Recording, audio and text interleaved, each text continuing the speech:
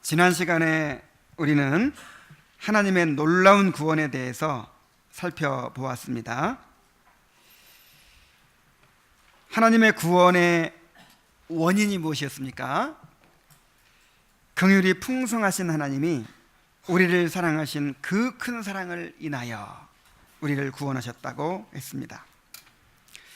우리를 구원하신 하나님의 방법이 무엇이었습니까? 바로 그리스도라고 했죠. 허물로 죽은 우리를 그리스도와 함께 살리시고 함께 일으키사 함께 하늘에 앉히셨다, 이렇게 말씀했습니다. 그 구원의 궁극적인 목적은 무엇이었습니까?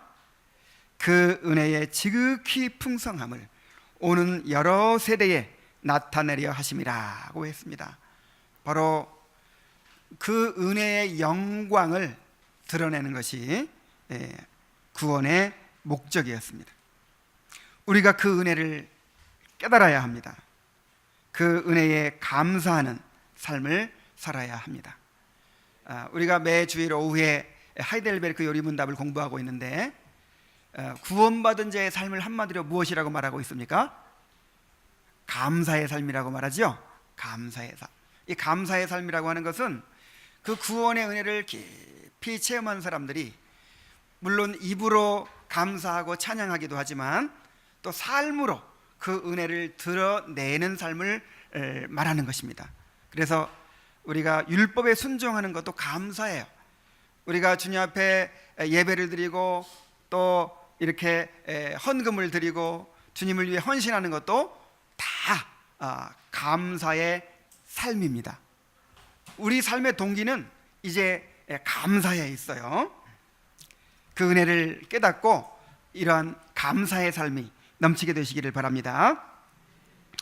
그런데 바울은 그렇게 구원의 은혜에 대해서 자세히 설명하고 나서 또 8절부터 10절까지 또다시 우리의 구원이 오직 하나님의 은혜로 된 것임을 강조하고 있습니다. 바울은 이 구원의 공로가 조금이라도 인간에게 돌려질까 봐 염려하고 있어요. 우리에게는 모든 선한 일들을 우리의 공로로 돌리고 우리의 자랑을 삼으려고 하는 악한 본성이 있기 때문입니다. 그래서 우리의 구원이 처음부터 끝까지 오직 하나님의 은혜로 된 것임을 강조하고 또 강조하고 있습니다. 그래서 오직 하나님께만 영광이 돌려지기를 바울은 원하고 있는 것입니다. 자, 이것이 하나님의 뜻이죠. 본문을 통해서 오직 은혜의 교리를 다시 한번 분명하게 깨닫게 되기를 간절히 바랍니다. 자, 먼저 우리는 오직 하나님의 은혜로 구원을 받았다는 사실을 깨달아야 합니다. 그냥 은혜가 아니라 무슨 은혜? 오직 은혜예요. 물론 이 본문에는 오직이라는 말이 없지만 이 바울이 지금 이 말하고 있는 모든 그 표현 속에 오직 은혜다, 오직 은혜다라고 하는 강조가 계속되고 있어요. 구원이 은혜로 된다는 것은 인정하지만 오직 은혜임을 부인하는 사람들이 있습니다.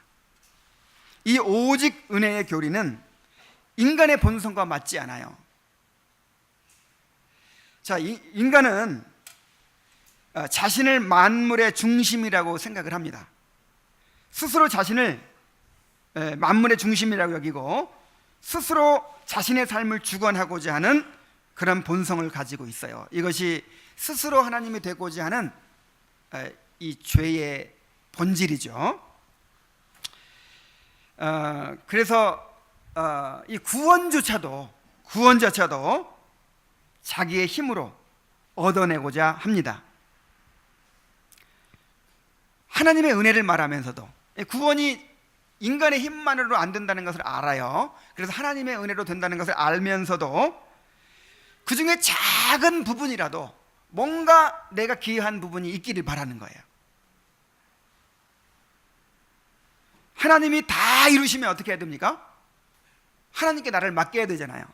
그래서 하나님이 내 삶을 다 주관하셔야 되잖아요. 그래서 최소한 칼자루는 내가 쥐고 있고 싶은 거예요. 그래서 내가 이만큼이라도 내가 했다, 믿는 것만큼이라도 내가 했다, 내가 선택만큼이라도 했다. 그래서 최소한 하나님이 나를 완전히 지배하고 주장하지 못하게 하려고 하는 거예요. 자신도 일정 부분 구원에 기여를 하고 하나님께 할 말이 있기를 바라는 것입니다. 그런데 지금 바울 사도는 그 가능성 자체를 차단하고 싶은 거예요. 역사적으로 오직 은혜로 얻는 구원을 부인하는 사람들이 계속 있어 왔습니다. 먼저 성경에, 신약 성경에 나타난 그런 이단들이 있었죠. 1세기의 그 유대주의, 이 갈라디안주의가 있었어요.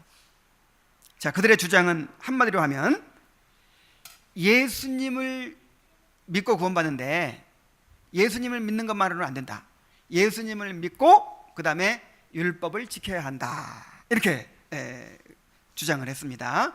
그래서 바울 사도가 로마서라든지 갈라디아서라든지 이런 이 교리 서신을 통해서 오직 은혜로 값없이 구원을 받는다는 진리를 증거했죠. 그 다음에 4세기쯤 와가지고 이 펠라기아누스라는 사람에 의해서 이 펠라기안주의가 생겨납니다. 이것은 뭐냐면 인간의 선행으로 구원받는다는 거예요. 율법을 지켜서 구원을 받는다는 거예요. 그래서 그때 이 어거스틴이 오직 은혜 신학을 정립하면서 맞서 싸웠죠. 자, 중세로 와서는 이제 천주교회에서 이 펠라기안주의는 뭐냐면 완전히 인간의 의로, 인간의 선행으로 구원받는다는 거잖아요. 근데 이 중세 천주교회는요, 은혜를 강조했어요. 은혜. 여러분, 천주교회에서 은혜를 엄청 강조합니다. 그래서 헷갈리면 안 돼요.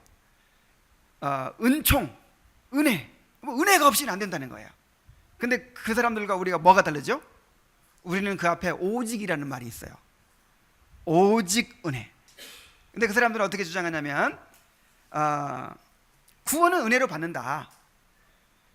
그런데 어떻게 이루어지냐면 은혜를 받으면 우리가 선행을 할 수 있는 능력이 생긴다는 거예요. 그래서 그 선행으로 의롭다 하심을 받는다는 거예요.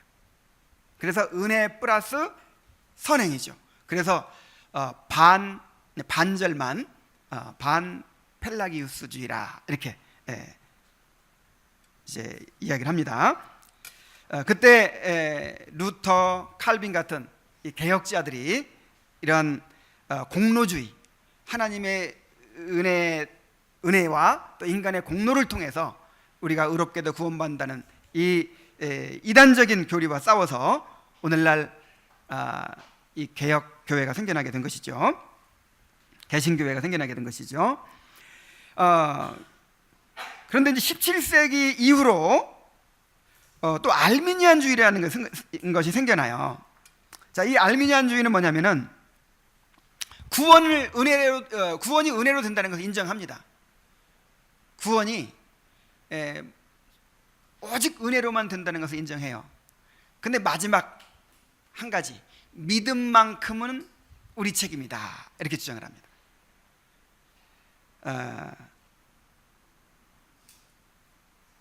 그래서 이제 도르트 회의에서 이단으로 정죄됐죠. 자, 믿음만큼은 우리의 책임이다, 마지막으로 그걸 받아들이는 것만큼은 우리가 해야 된다. 그러면 결국 구원받고 못 받는 게 누구에게 달려있는 거예요? 사람에게 달려있게 되잖아요. 그래서 도르트 회의에서 이단으로 정죄되고, 그때 칼빈주의의 5대 교리가 굳게 정립이 됐죠. 자, 그러면 오늘날은 어떻습니까? 오늘날에요, 이 오직 은혜의 교리를 부정하는 사람들이 많이 생겨나고 있어요. 앞으로 아주 심각하게 문제가 현재도 문제가 되고 있지만 문제가 될 거예요. 뭐 바울의 세관점 학파라든지 무슨 뭐 페더럴 비전이라든지 또 그 우리나라의 유명한 뭐 세계적인 신학자라고 하는 그 김세윤 박사라든지 이런 분들이 이제 이 은혜의 교리를 손상시키고 있어요. 그걸 간단하게 이야기를 하면 우리가 무조건 은혜로 받아들여진다는 거예요. 은혜로 교회 안에 들어온다는 거예요. 그런데 이제 성령을 힘입어서 우리가 열심히 이제 율법을 지키고 의롭게 살아야죠. 그리스도인답게. 그러면 예수님께서 재림하셔서 심판하실 때 그렇게 은혜를 힘입어서 성령을 힘입어서 살아온 그 삶을 판단해 가지고 최종적으로 의롭다 하심을 받는다는 거예요. 그러니까 이것도 약간 펠라기안주의 비슷하죠. 그래서 지금 우리가 바른 교리로 무장해야 되는 것입니다. 자, 왜 이런 이론들이 계속 나오냐면은 지금 이 한국 교회가 문제가 있다는 것은 모두가 다 인정하죠. 그래서 오직 믿음, 오직 은혜의 교리만 강조했기 때문에 이렇게 됐다는 거예요. 그래서 지금은 이제 그걸 좀 수정해야 된다는 거예요. 오직 믿음만 갖고 안 되고 행함도 있어야 된다. 그걸 가르쳐야 사람들이 도덕적으로 깨끗해지고 이렇게 교회가 개혁될 수 있지 않겠나. 그런 의도에서 이런 교리들이, 이런 이단적인 교리들이 많이 생겨나고 있습니다. 그런데 이 칭의 교리를 가르쳐서 칭의 교리 때문에 문제가 생겨난 게 아닌 거예요. 이 칭의 교리를 제대로 이해하지 못했기 때문에, 이 복음을 제대로 깨닫지 못했기 때문에 부패하게 된 것입니다. 그래서 우리가 성경의 복음을 바로 이해하고 바로 깨달아서 진정한 회심이 일어나면 교회가 이렇게 되질 않죠. 그래서 이 한국 교회를 뭐 새롭게 하고 개혁한다는 구실로 그렇게 이 칭의 교리, 오직 은혜의 교리를 자꾸만 이렇게 변질시키려고 하는 것은 이제 우리가 경계를 해야 됩니다. 그래서 우리가 무장해야 되는 거예요. 아주 유명한 그런 신학자들이 굉장히 그것들을 받아들이고 그렇게 가르치고 있어요. 굉장한 설득력을 얻고 있어요. 오늘날은 이제 우리가 싸워야 할 차례죠. 왜 이렇게 오직 은혜의 교리를 믿지 못하고 인간의 공로를 주장하게 될까요? 이것은 인간의 죄와 비참의 상태를 바로 깨닫지 못하고 있기 때문입니다. 자, 이 펠라기안주의는 인간이 선행으로 구원받는다고 했죠? 선행으로 의롭다 하심 받을 수 있다고 했죠? 그렇게 주장하는 원인이 무엇이겠어요? 인간은 근본적으로 선하다 이렇게 보는 거예요. 원죄를 믿지 않아요. 원죄가 있는 것이 아니라 그냥 본받아서 죄를 짓는 것 뿐이래요. 그래서 우리가 노력하면, 우리가 최선을 다해 노력하면 율법을 지킬 수 있고 선을 행할 수 있다는 거예요. 그래서 이런 주장은 다 인간을 어떻게 보느냐 하는 데서 나오는 거예요. 그래서 항상 강조하는 바이지만 인간의 죄의 상태를 철저하게 깨닫는 것이 이 복음을 올바로 깨닫는 길입니다. 환자가 그 병의 상태가 어떤지 확실하게 알아야, 제대로 알아야 그 다음에 처방이 나오죠. 암인데 오진을 했어요. 암인데 위궤양이다 이렇게 오진을 했어요. 그럼 암을 치료하려고 하는 그런 치료가 아니라 위궤양 정도의 수준으로 고치려고 하겠죠. 바로 그런 것이죠. 자, 갈라디안주의 또 천주교와 이 반펠라기우스주의는 자, 어떻게 인간을 바라봅니까? 하나님의 은혜에다가 인간의 공로를 덧붙여서 이렇게 하나님과 인간이 협력해서 구원을 이루어간다 이렇게 주장하는 이유가 무엇이겠어요? 자, 이 사람들은 이제 그 펠라기안주의보다는 인간을 좀 더 악하게 봅니다. 그런데 완전히 전적으로 부패하진 않았어요. 조금 선한 구석이 있는 거예요, 인간에게. 그래서 은혜를 받으면 그 인간에게 있는 그런 자연적인 이 선한 의지를 발휘해서 이제 하나님한테 순종할 수 있고 선행을 할 수 있다, 이렇게 보는 것이지요. 그러면 알미니안주의는 어떻습니까? 이보다 이제 더 인간을 악하게 봅니다. 아주 철저하게 부패했다고 봐요, 알미니안주의도. 근데 마지막 하나 남겨놨어. 믿을 수 있는 능력은 남아있다. 그걸 선택할 수 있는 능력은 남아있다는 거예요. 참 일리가 있죠? 철저하게 부패해서 선을 행할 수도 없고 스스로 구원을 이룰 수가 없어요. 무능해요. 근데 이렇게 구원의 선물을 줄 때 손 내밀어서 받을 수 있는 능력이 있다는 거예요. 그 구원을 받을까 말까 선택할 수 있는 능력은 남아있다는 거예요.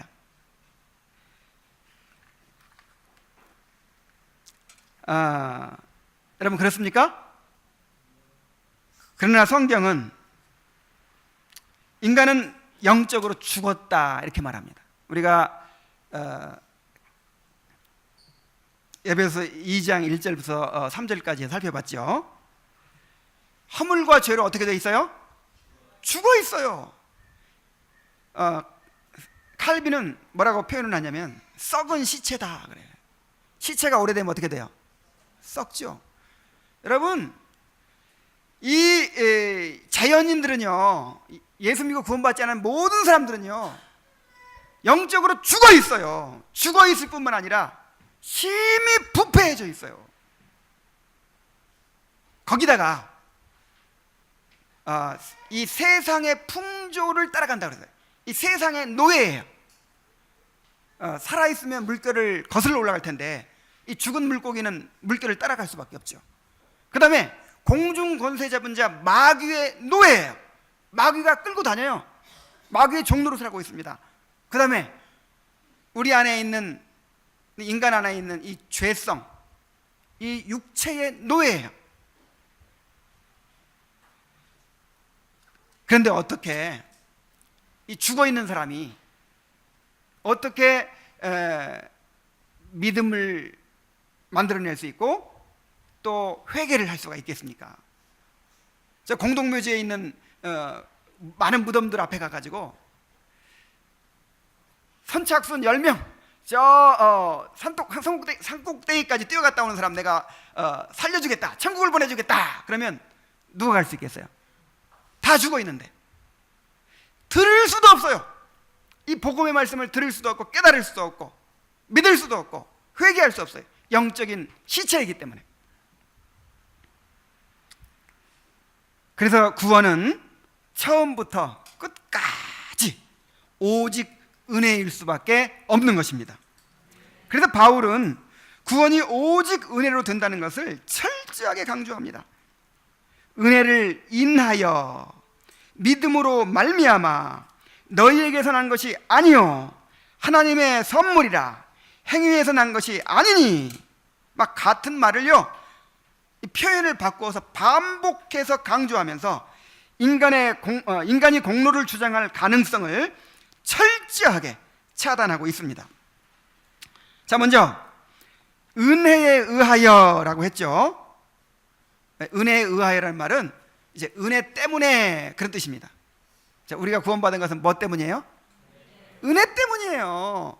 우리가 어떤 선한 구석이 있기 때문이 아니에요. 심지어 믿었기 때문도 아니에요.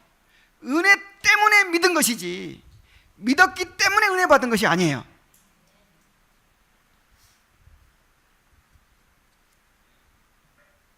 긍휼이 풍성하신 하나님이 우리를 사랑하신 그 큰 사랑을 인하여 우리에게 은혜를 베풀어 주셨기 때문에 우리가 그 사랑으로 구원받게 되었다는 것입니다. 자, 그 다음에 믿음으로 말미암아라는 말. 자, 믿음으로 말미암아라는 말은 믿음을 통해서라는 뜻입니다. 믿음 때문에라는 뜻이 아니에요. 자, 은혜를 인하여, 은혜 때문에 믿음을 통하여입니다. 다시 말하면 믿음은 은혜를 받는 수단입니다. 값없이 주시는 구원을 손 내밀어 받는 거예요. 자, 믿음은 거지가 내미는 손입니다. 손 내밀어 받는 거예요. 그러므로 바울 서신에서 믿음으로라는 말은 행위로라는 말의 반대 개념으로 쓰였어요. 그래서 믿음으로 구원받는다 할 때는 뭐에 반대예요? 행위가 아니라 오직 믿음이다. 그래서 오직 믿음이라는 말은 다시 말하면 오직 은혜라는 뜻입니다. 오직 은혜.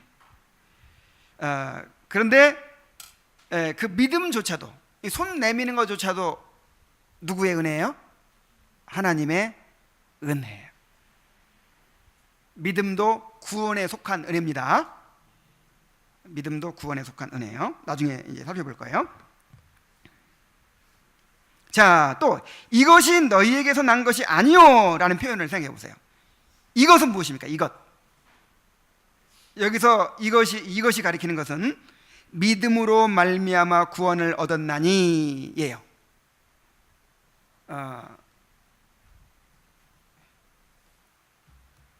자, 여기서 이것이 가리키는 것이 구원만이 아닙니다. 구원만이다. 믿음은 그냥 우리한테 나오는 거고 구원만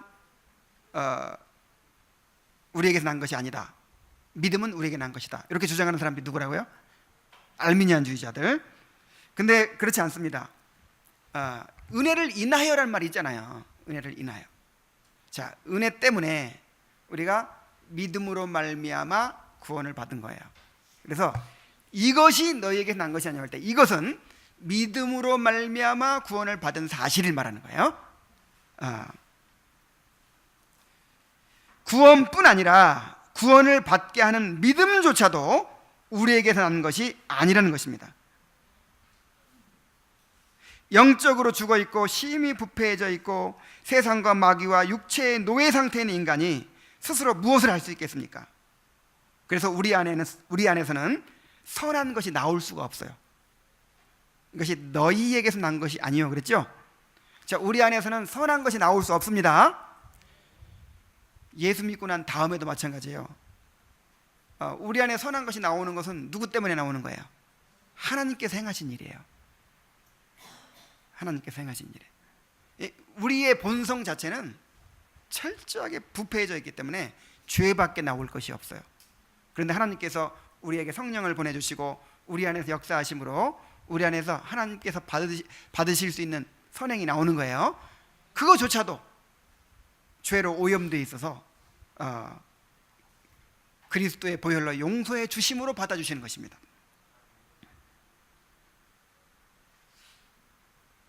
이것이 너희에게서 난 것이 아니요. 항상 이것을 우리가 기억하고 살아야 돼요.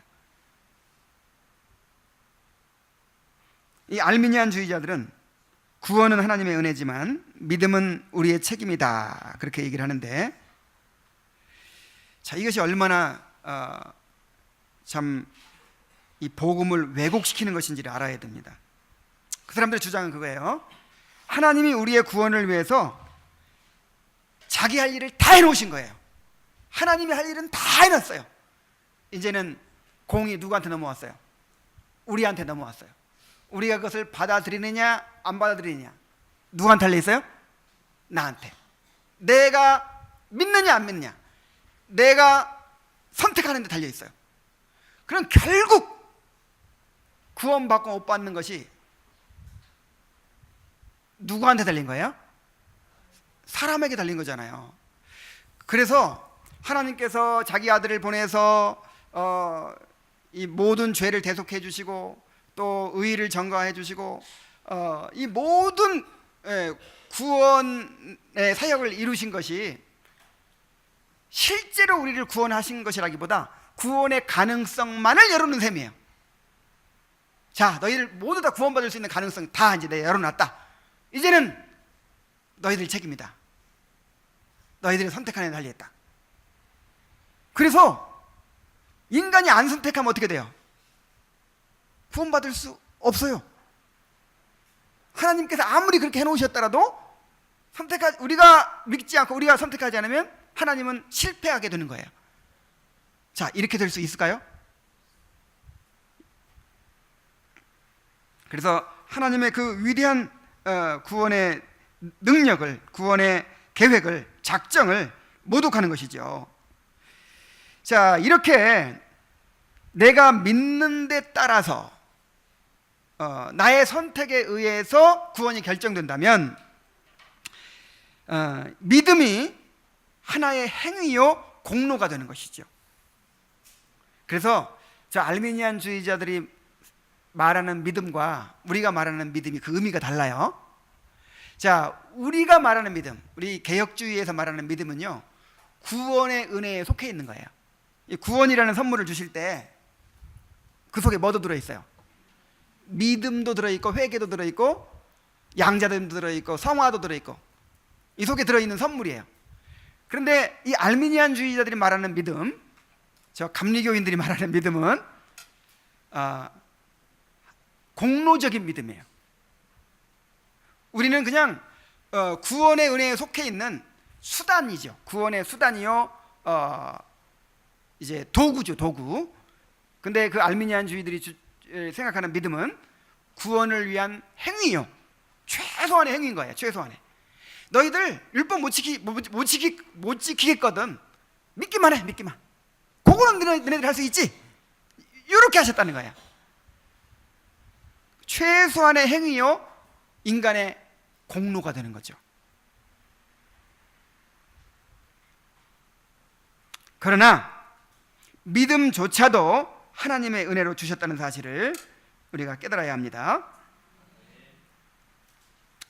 그 은혜에 의하여 믿음으로 말미암아라고 하신 것은 오직 하나님의 은혜로 우리가 구원받게 되었는데, 그 방법은 하나님이 우리 안에 믿음을 일으켜 주셔서 그 믿음을 통하여 우리를 그리스도와 연합하게 하심으로 그리스도께서 이루신 구원을 우리의 것으로 누리게 하셨다라는 뜻입니다. 자, 그 다음에 하나님의 선물이라는 또 구절을 한번 살펴보죠. 같은 말인데 계속 반복해요. 얼마나 지금 강조하고 싶은지 그걸 느끼겠죠. 자, 믿음으로 말미암아 구원받게 된 것이 너희에게서 난 것이 아니다. 어디서 온 거다? 하나님의 선물이다. 선물은 돈 주고 받아요, 값없이 받아요? 생일 선물을 10,000원짜리를 사는데 1,000원 내가 보태요. 그 선물을 받기 위해서 내가 1,000원을 보태고 받으면 이게 순수한 선물일 수 있을까요? 선물은 공짜로 받아야 선물이에요. 선물은 내가 한 것이 아무것도 없어야 선물이에요. 그래서 내가 이만큼이라도 보태면 그거 이미 선물의 의미가 없어집니다. 그런데 구원이 뭐라고 해요? 선물이라고 해요. 선물. 하나님께서 값없이 우리에게 주시는 선물이라는 것입니다. 그래서 중요한 것은 구원만이 아니라 그 구원에 속해 있는 믿음까지도 선물이라는 것이죠. 자, 베드로후서 1장 1절에 보면 우리 한번 찾아봅시다. 베드로후서 1장 1절.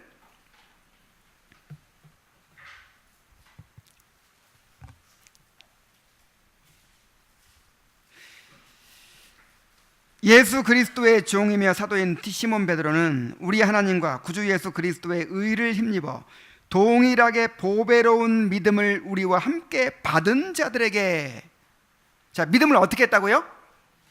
받았다. 자, 믿음은 하나님께서 주시는 선물이에요. 여러분이 예수님을 믿고 구원받게 되었다면 하나님의 은혜를 받은 것입니다. 하나님께서 주신 선물입니다. 내가 일생 동안 잘한 것은 아무것도 없는데 한 가지 딱 잘한 게 있대요. 예수 믿은 거, 그거 한 가지 내가 제대로 잘했대요. 이거 뭘 지금 모르고 있는 거예요? 이 사람이 알미니안주의자예요. 내가 믿은 게 아니라니까요. 물론 나의 의지의 작용을 통해서, 인격의 작용을 통해서 믿음을 주시죠. 그래서 겉으로 볼 때는 내가 믿은 거죠. 내 의지로 믿은 거지만 그렇게 내 속에서 의지의 작용이 일어나도록 성령으로 역사하신 분이 누구예요? 하나님이십니다. 뭐 여러 구절도 찾아볼 수 있지만 그냥 넘어가고 우리 사도행전 11장 18절도 한번 봅시다. 사도행전 11장 18절.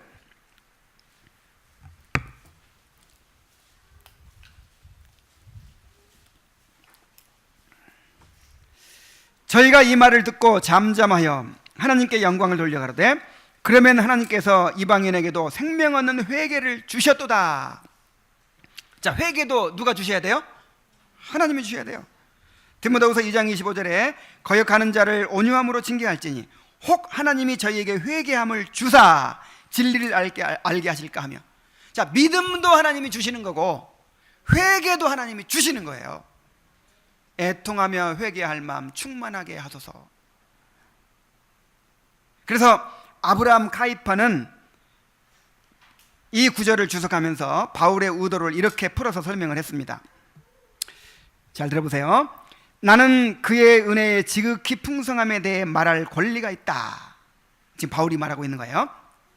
왜냐하면 너희가 구원을 받은 것이 정말 은혜로 인한 믿음으로 말미암아서이기 때문이다.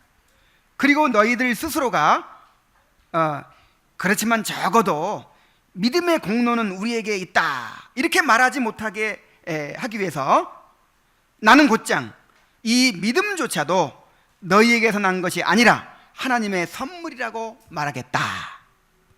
지금 바울이 말하고자 하는 것이 이거라는 거예요.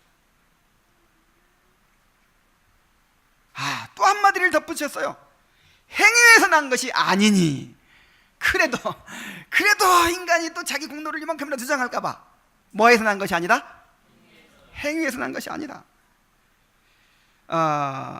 너희가 그 은혜를 인하여 믿음으로 말미암아 구원을 받았다 이렇게 긍정문으로 표현하고 나서 다시 한번 부정문으로 행위에서 난 것이 아니니라고 반복해서 설명을 합니다. 구원이 오직 하나님의 은혜라는 사실을 얼마나 철저히 강조하고 있는지, 우리가 그것을 깨닫기를 원하는지 그것을 느낄 수 있기를 바랍니다. 자, 이렇게 구원이 철저하게 하나님의 은혜인 것을 믿습니까? 자, 이렇게 내게 이루어진 모든 구원의 모든 은혜가 다 하나님께로부터 왔고, 나는 거기에 어떤 것도 보탠 것이 없고 모두 하나님의 은혜라고 믿는다면 그 믿는 사람의 삶에서는 어떤 변화가 있게 될까요? 자랑이 없어져요. 자랑이. 에베소서에 뭐라고 말하고 있습니까? 너희가 그 은혜에 의하여 믿음으로 말미암아 구원을 받았으니 이것이 너희에게서 난 것이 아니요 하나님의 선물이라. 행위에서 난 것이 아니니 이는 누구든지 자랑하지 못하게 함이라. 그랬어요. 자, 뭐 하지 못하게 함이라? 왜 이렇게 자랑이 중요할까요? 자랑하지 않는 것이 중요할까요? 자, 인간의 죄된 본성은 항상 자신을 내세우고 자랑하고자 합니다.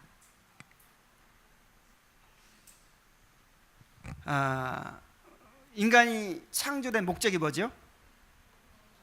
하나님의 영광을 위해서, 이 하나님의 영광을 찬양하고 하나님의 영광을 즐거워하기 위해서, 그걸 다른 말로 하면 하나님을 자랑하기 위해서요. 하나님의 그 영광을 자랑하기 위해서, 마음을 다하고 뜻을 다하고 성품을 다해서 하나님을 사랑하기 위해서, 또 하나님의 영광을 자랑하기 위해서 우리가 지음받은 거예요. 그래서 인간에게는 그런 사랑하려고 하는 그 경향성이 있고, 그 다음에 자랑하고자 하는 그런 경향성이 있습니다. 이건 없어질 수가 없어요. 인간의 본성이기 때문에 없어질 수가 없어요. 근데 죄가 들어오면서 그 방향이 바뀌어져 버린 거예요. 하나님을 사랑하고 하나님을 자랑하던 사람이 이제 내가 하나님이 됐어요. 누구를 사랑해요? 나를 하나님만큼 사랑해요. 자, 여러분들 지금 여러분 자신을 사랑하죠? 이 자기 사랑이요, 하나님 사랑하는 것만큼 사랑하는 거예요. 얼만큼 사랑하는지 한번 생각해 보세요. 근데 똑같이 하나님께 그렇게 영광을 돌리고 하나님의 영광을 자랑하는 그것이 방향이 바뀌어져 가지고 이제 나를 자랑합니다. 나를 내세우고 내 영광을 추구하고 나를 자랑해요. 그래서 어떤 조그만한 어떤 선한 일만 있어도 전부 다 그 영광을 누구한테 돌려요? 나한테 돌려요. 내 자랑으로 삼아요. 하여간 뭐 구실만 있으면 나한테 갖다 붙여요. 어떤 거지 부자가 불구경을 하고 있었어요. 막 불이 나가지고 막 난리가 났어요. 근데 아들이 그렇게 얘기합니다. 아빠, 우리는 집이 없으니까 불탈 걱정이 없겠네요. 그때 아버지가 뭐라고 한지 아세요? 다 내 덕인 줄 알아라. 이것이 그냥 우스갯소리가 아니라요, 한번 생각해 보세요. 우리가 애들 학교에 가서 공부만 성적만 잘 봐도 그거 자랑하고 싶죠? 하여간 내가 좀 남보다 이쁘게 생겼으면 그것도 자랑해요. 그거 내가 그렇게 만들었어요? 하나님께서 그렇게 창조하셨잖아요. 하여간 온갖 것들을 우리는 내 자랑으로 삼습니다. 외모를 자랑하고 지식을 자랑하고 자기가 가진 것을 자랑하고 자기와 관계된 사람들을 자랑하고 자기가 이룬 일들을 자랑하고, 하여간 무엇이든 아주 작은 근거만 있어도 다 자기를 내세우는 그런 수단으로 삼습니다. 그러니 이 위대한 구원이 이루어졌으니, 그리고 구원이 이루어져 가잖아요. 또 성화가 이루어지고 우리 안에서 하나님께서 이루시는 선한 일들이 있잖아요. 그것을 우리가 가로채는 거예요. 나도 이만큼 했다. 내가 이렇게 기도했다. 하나님의 은혜 자랑한다고 간증한다고 하죠. 근데 간증 가만히 들어보세요. 나는 이렇게 기도했습니다. 나는 우리 아이들 항상 자기 전에 축복해 줬습니다. 그랬더니 우리 아이가 이렇게 공부 잘해가지고 이런 좋은 대학에 들어갔습니다.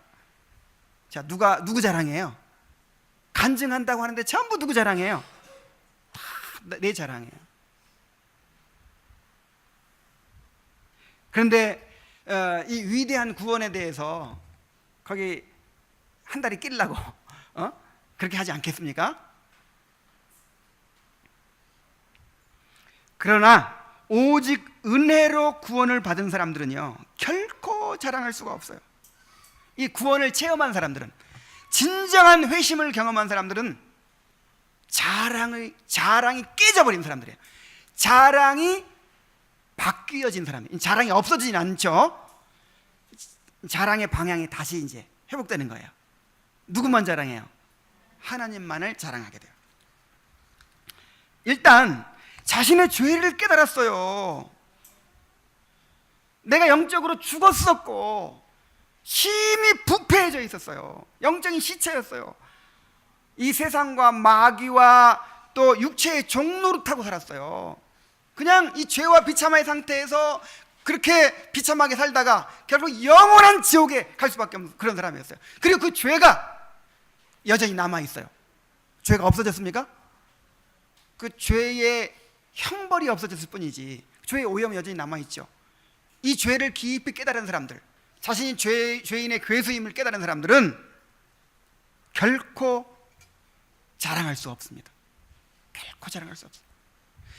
우리 안에 어떤 선한 일이 있어도 다 누구로부터 온 거예요? 하나님께로부터 온 거예요. 여러분 정말 이것을 인정하시기 바랍니다. 잘 되면 내 탓, 못 되면 조상 탓, 그런 말이 있죠. 근데 우리는요, 잘 된 건 무조건 하나님 탓이에요. 그건 겸손해서가 아니에요. 우리 안에 선한 것이 나올 수 없다니까요. 잘 된 것은 누구 탓? 그 다음에 어떤 죄라도 모든 죄는 누구한테 나와요? 나한테 나온 거예요. 뭔가 막 일을 엉망으로 만들어 놓고 남은 상처 줘 놓고, 아, 이게 다 하나님의 뜻이었습니다. 하나님께서 그렇게 하게 하셨습니다. 막 하나님한테 그를 돌려요. 이거는 있을 수가 없죠. 그래서 자기의 죄를 깨달은 사람들은요, 심령이 가난한 자가 될 수밖에 없어요. 애통하는 자가 될 수밖에 없어요. 온유한 자가 될 수밖에 없어요. 의에 줄이고 목마른 자가 될 수밖에 없습니다. 이것이 거듭난 사람들의 심령이에요. 자, 그리고 그 죄 때문에, 내 죄 때문에, 현재 내가 가지고 있는 이 죄 때문에, 날마다 범하고 있는 나의 죄 때문에 하나님의 아들이 저주를 받아서 그토록 처참하게 십자가에 달려 죽으셨어요. 그래서 내가 죄를 지을 때마다 그것을 우리는 기억하는 거예요. 이 죄 때문에 누가 죽으셨어요? 하나님의 아들이 나 대신 저주를 받고 진노를 받아 죽으셨어요. 내가 하나님 앞에 설 수 있는 것은 내 의 때문이 아닙니다. 그 예수님께서 십자가에 죽으시기까지 순종하심으로, 온전한 순종을 통해 마련하신 그 의를 우리에게 값없이 전가해 주심으로, 그 의로 우리가 오늘도 이렇게 하나님 앞에 나올 수 있었던 거예요.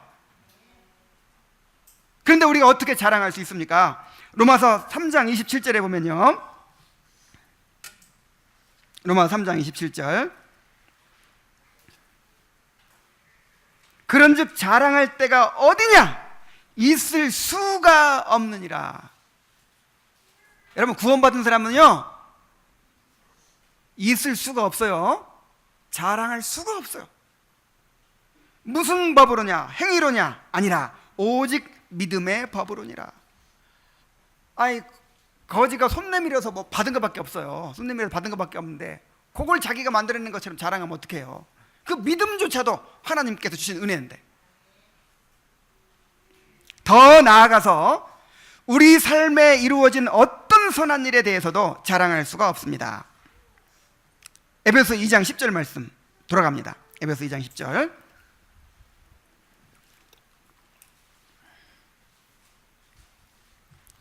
우리는 그가 만드신 바라 그리스도 예수 안에서 선한 일을 위하여 지으심을 받은 자니 이 일은 하나님이 전에 예비하사 우리로 그 가운데서 행하게 하려 하심이니라. 여기서 선한 일을 위하여 지으셨다라는 말은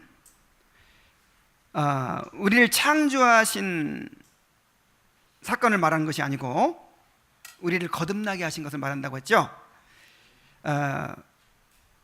자, 우리가 죄로 말미암아 사랑의 방향이 바뀌어버리고 또 이 자랑의 방향이 바뀌어버리고 그냥 자기를 위해 살잖아요. 이것이 죄의 본질이죠. 여기서 누구도 벗어날 수 없어요. 그래서 어거스틴은 인간은 자기에게로 구분자다 그랬어요. 어떻게 된 자? 자기에게로 이렇게 굽어져 있어요. 하나님을 향해 딱 펼쳐진 게 아니라 자기에게로 굽어져 있어가지고 이런 마음으로 어떻게 선행을 합니까? 어떻게 하나님께 기쁘시게 합니까? 그래서 거듭나게 하시는 건 뭐예요? 우리를 재창조하는 거예요. 우리를 다시 하나님을 향해서 하나님께 영광을 돌리고 하나님을 온전히 사랑할 수 있는 사람으로 다시 창조하시는 것입니다. 그것이 바로 선한 일을 위하여 지으셨다 하는 의미예요. 그래서 골로새 3장 10절에 보면은 새 사람을 입었으니 이는 자기를 창조하신 이의 형상을 따라 지시기까지 새롭게 하심을 입은 자니라. 우리가 완전히 새 사람이 됐어요. 옛사람은 죽었고 새 사람이 됐습니다. 또한 전에 예비하셨다라는 말은 우리가 선한 일을 행할 수 있도록 우리를 거듭나게 하시고 생명과 경건에 속한 모든 것을 주셨다는 말이에요. 베드로후서 1장 3절 한번 보겠습니다. 베드로후서 1장 3절.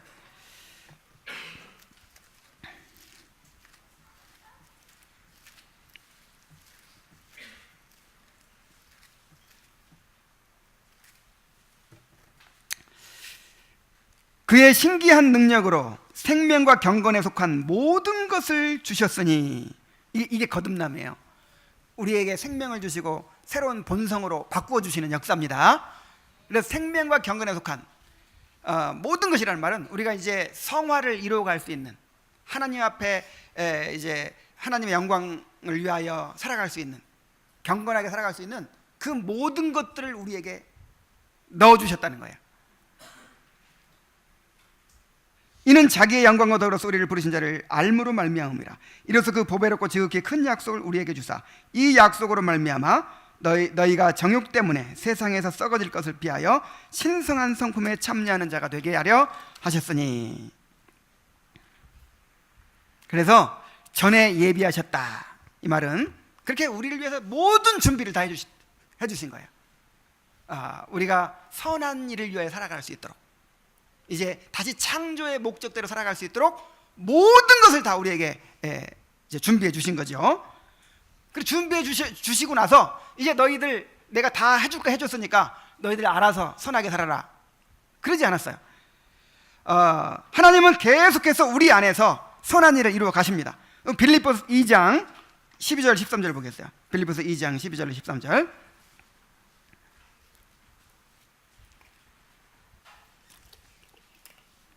그러므로 나의 사랑하는 자들아, 너희가 나 있을 때뿐 아니라 더욱 지금 나 없을 때에도 항상 복종하여 두렵고 떨림으로 너희 구원을 이루라.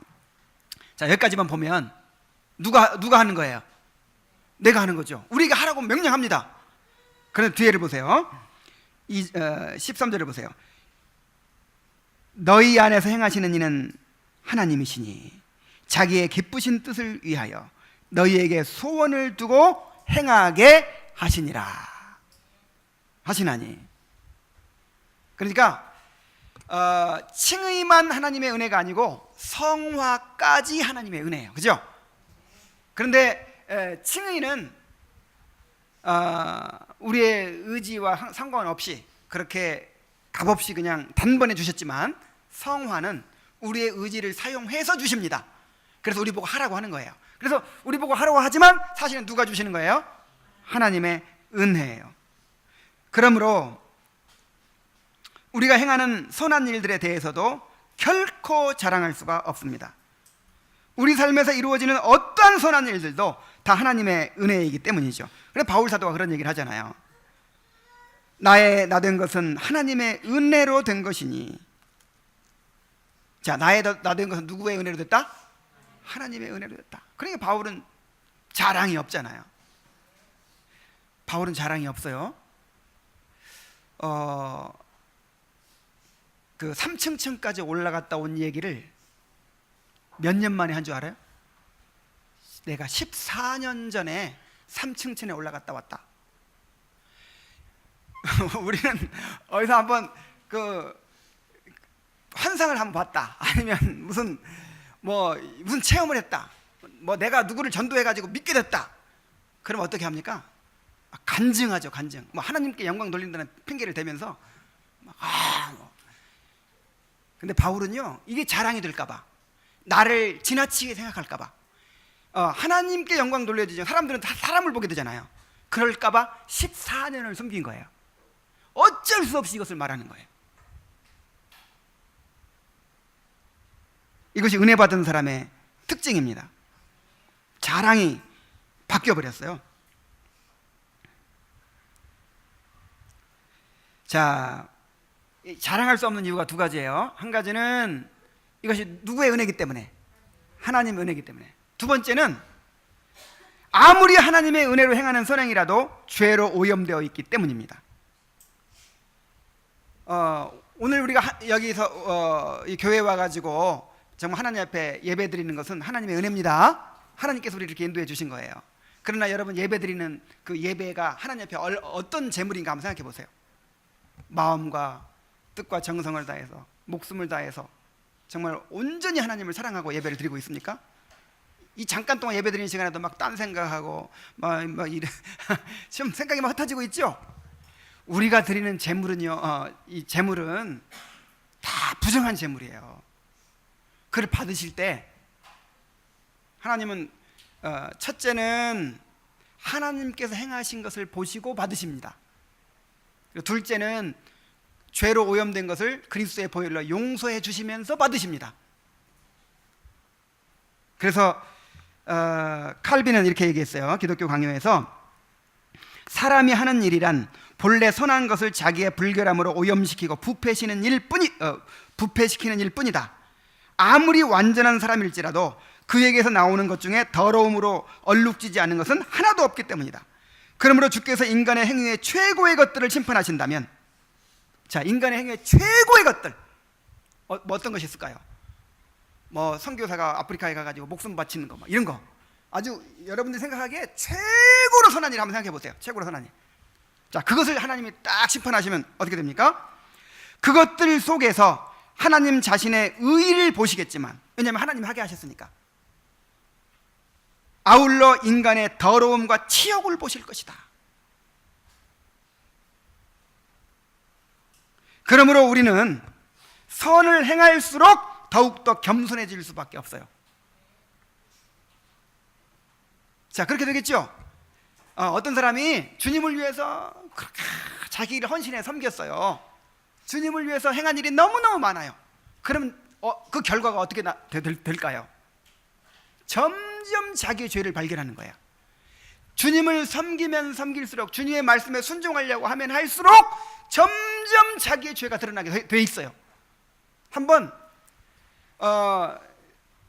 내 이웃을 내 몸과 같이 사랑하라, 이 명령을 남편한테, 아내한테, 아니면 다른 사람한테 한번 이번 주간에 내가 한번 실천해 보겠다 하고 순종해 보세요. 순종 안 하는 사람들은 몰라요. 근데 한번 순종하려고 마음먹어 보세요.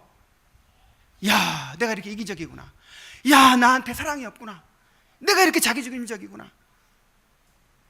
그거를 깨닫게 돼 있어요. 그래서 많이 섬기면 섬길수록 뭘 깨달아요? 죄를 깨달아. 그리고 또 한 가지 깨닫는 게 뭐예요? 하나님의 은혜를 깨닫죠. 아, 정말 하나님께 내가 이렇게 은혜를 부어주시다니. 아, 내가 이렇게 할 수 있게 하시다니. 그래서 정말 올바로 하나님을 섬겼느냐 안 섬겼느냐 뭘 봐서 알 수 있어요? 올바로 섬긴 사람들은 겸손해져요. 겸손해져. 왜냐하면 내 죄를 깨닫고 은혜를 깨닫고 감사하기 때문에, 내가 말이야, 그 사람 내가 키운 사람이야, 그 교회 내가 세웠어, 내가 이렇게 했어. 이건 지금 제대로 섬긴 거예요? 안 섬긴 거예요? 제대로 안 섬긴. 이거는 자기의예요. 자기의를 쌓은 거예요. 정말 제대로 섬긴 사람들은 절대로 자랑할 수가 없어요. 겸손해질 수밖에 없어요. 우리는 오직 그리스도만을 자랑해야 합니다. 그리스도 안에서 자랑해야 합니다. 그리스도인은 자기 의와 자기 자랑이 깨져버린 사람입니다. 갈라디아서 2장 20절에 내가 그리스도와 함께 십자가에 못 박혔나니 그랬어요.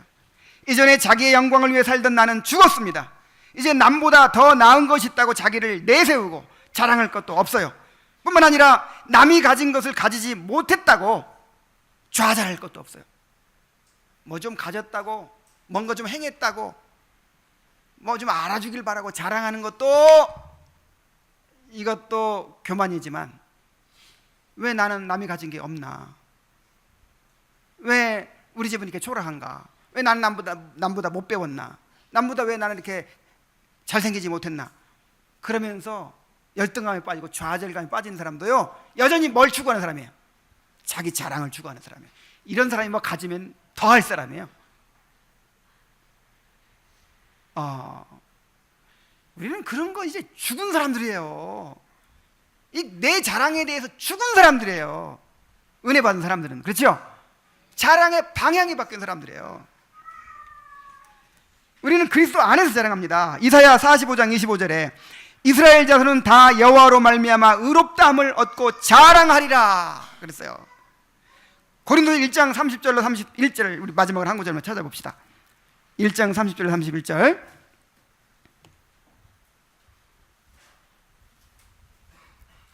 너희는 하나님으로부터 나서 그리스도 예수 안에 있고 예수는 하나님으로부터 나와서 우리에게 지혜와 의로움과 거룩함과 구원함이 되셨으니 기록된 바 자랑하는 자는 주 안에서 자랑하라 함과 같게 하려 함이라 그랬어요. 예수님이 우리의 지혜이고 예수님이 우리의 학벌이에요. 예수님이 우리의 뭐죠? 의로움이고, 예수님이 우리의 의로움이잖아요. 우리가 얼만큼 의로워요? 예수님만큼. 아 근데 뭐 내 때 묻은 의를 자랑할 일이 뭐가 있어요? 아 예수님의 의를 내가 가지고 있는데 그 예수님의 의를 제껴두고 내가 행한 그 더러운 불결한 의, 아 내가 40일 금식기도 했다고, 또 뭐 내가 뭐 봉사를 내가 주일학교 반사만 25년을 했다고, 아니 그런 거 자랑할 이유가 뭐가 있어요? 완전한 의의가 나한테 이미 있는데. 우리가 얼만큼 거룩해요? 예수님 우리의 거룩함이 되시죠? 예수님 우리의 구속함이 되십니다. 우리가 그리스도와 함께 하늘에 앉아 있어요. 그래서 우리 그리스도인들은 더 이상 올라갈 데가 없는 사람들이에요. 더 이상 올라갈 데가 없어요. 그러니까 이 땅에 나그네로 살면서 내려갈 수도 있는 거예요. 좀 비천하게 살 수도 있는 거예요. 왜냐하면 우리는 완전히 확보된 사람들이잖아요.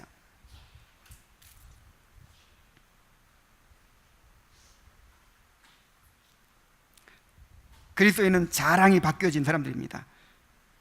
전에는 자기를 내세우고 자랑하는 삶을 살았지만 이제는 그리스도로 자랑합니다. 구원의 은혜를 깨달아가면서 자기 자랑이 사라지고 그리스도 안에서 위대한 자랑을 가진 그런 은혜 받은 성도로 살아가게 되기를 간절히 바랍니다. 기도하겠습니다.